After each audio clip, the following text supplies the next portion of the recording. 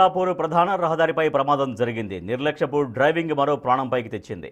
Mallapur Ushodaya super market సమీపంలో road పక్కన నడుచుకుంటూ వెళుతున్న ఓ వృద్ధురాలిని వెనుక నుంచి కారు బలంగా ఢీకొట్టింది.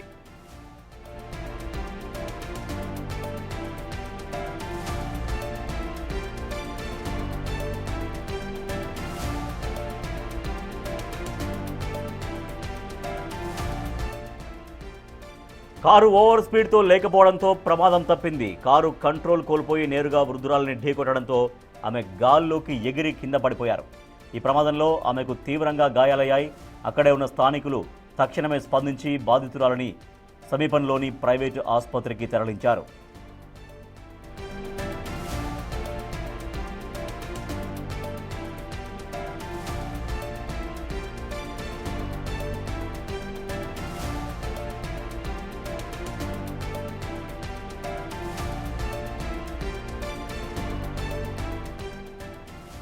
హైదరాబాద్లోని మల్లాపూర్ ప్రధాన రహదారిపైన ప్రమాదం జరిగింది. నిర్లక్ష్యపు డ్రైవింగ్ మరో ప్రాణంపైకి తీసుకొచ్చింది.